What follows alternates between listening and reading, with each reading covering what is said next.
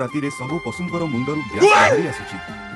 गाई, छेली, कुकुर, बिराड़ी समस्तंकर मुंडरू धुआं परी किछि उठुथाए। गाँर बुद्धिमान बाघ जी कि एक प्रोफेसर थिला एहाकु गभीरतार सहित विचार कला। बाघ प्रोफेसर कहिला एहा एक साइबर आक्रमण होई पारे। केही जणे हैकर आम पशुंको मुंडरे मालयार इनस्टॉल करी देइछि।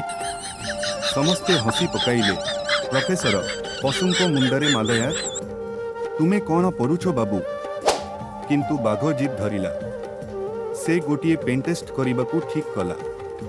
से गाईटिकू पचारिला तुमे केबे कोठी अजणा वाईफाई चालू करिथिला?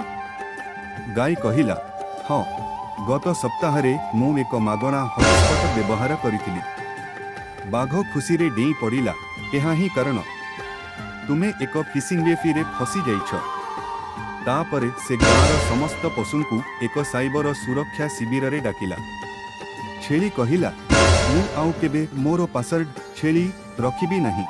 कुकुर कहिला मु मो फोन रे टुक्याक्टर ऑथेंटिकेशन चालू करी देबी। एही घटना परे गाँर पशुमाने साइबर सुरक्षा विषय रे जानिले एवं आउ केबे माथारे गैस बाहरिला नहीं। बाघ प्रोफेसर हेला गाँर साइबर हिरो।